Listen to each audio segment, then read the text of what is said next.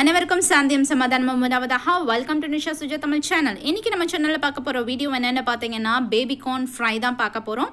இது நான் புது விதமாக ட்ரை பண்ணியிருக்கேன், நீங்களும் ட்ரை பண்ணி பாருங்கள். வாங்க இப்போ வீடியோக்குள்ளே போகலாம்.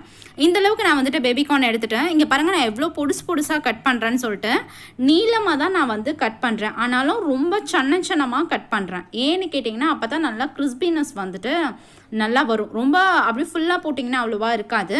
இங்கே பாருங்கள் எவ்வளோ ஸ்லைஸாக கட் பண்ணியிருக்கேன்னு.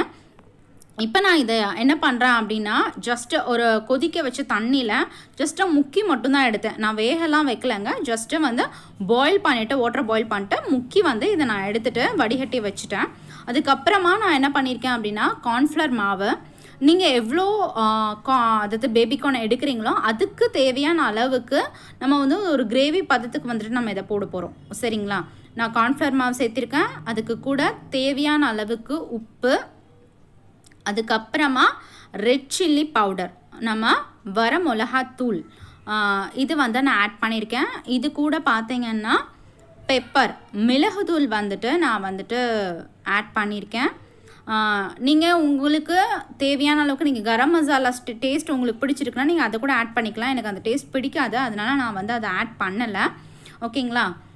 அதுக்கப்புறமா கொஞ்சமாக மஞ்சத்தூள், ரொம்ப மஞ்சத்தூள் போட வேணாம், ஒரு இந்த பிஞ்ச் அளவுக்கு போட்டுட்டால் போதும், ஒரு 1/2 டேபிள் ஸ்பூன் போட்டால் போதும். இது கூட நான் வந்து சிக்கன் மசாலா வந்து ஆட் பண்ணியிருக்கேன். நீங்கள் நான்வெஜ் பிரியராக இருந்தீங்கன்னா நீங்கள் இதை ஆட் பண்ணுங்கள். இல்லை வெஜிடேரியன் அப்படின்னா சிக்கன் மசாலா வந்து நீங்கள் ஆட் பண்ணுங்கிற அவசியம் கிடையாது.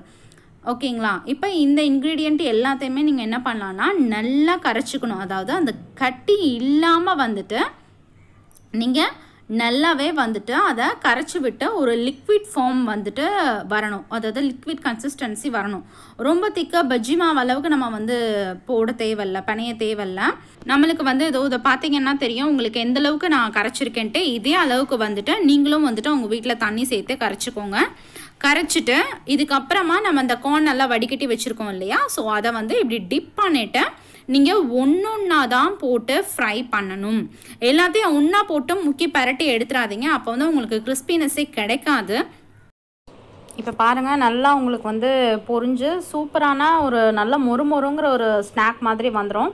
இது நீங்கள் லஞ்சுக்கும் தொட்டு சாப்பிட்லாம், ஸ்நாக்ஸாகவும் பசங்களுக்கு நீங்கள் ஃப்ரை பண்ணி கொடுக்கலாம். ரொம்பவே டேஸ்ட்டாக இருக்கும். நல்லா ஞாபகம் வச்சுக்கோங்க, ஒன்றா மட்டும் போடுங்க, எல்லாத்தையும் ஒன்றா கலந்து போட்டுறாதீங்க. எல்லாத்தையும் ஒன்றா போட்டு பறிஞ்சிங்கன்னா இந்த டேஸ்ட் வராது. உங்களுக்கு இப்போ பார்த்தீங்கனாலே தெரியும் எவ்வளோ கிறிஸ்பியாக தனித்தனியாக வந்துட்டு உங்களுக்கு இருக்குது அப்படிங்கிறது. இதை நான் பொரித்து எடுத்தாச்சு. இப்போ பாருங்கள் எவ்வளோ நல்லா இருக்குது அப்படின்னு சொல்லிட்டு. கலரே வந்துட்டு உங்களுக்கு சூப்பராக இருக்கும். டேஸ்ட்டு பார்த்தீங்கன்னா ரொம்ப நல்லா இருந்தது. நல்ல கிறிஸ்பியாக ரொம்ப மொறுன்னு ரொம்ப நல்லா இருந்தது. பசங்களுக்கெல்லாம் கட்டாயம் ரொம்ப பிடிக்கும்.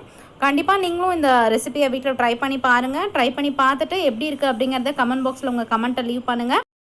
நம்ம சேனலில் நீங்கள் மறக்காமல் சப்ஸ்கிரைப் பண்ணுங்கள், லைக் பண்ணுங்கள், ஷேர் பண்ணுங்கள். அடுத்த வீடியோவில் உங்களெல்லாம் சந்திக்கிறேன். அது வரைக்கும் பாய், டேக் கேர்.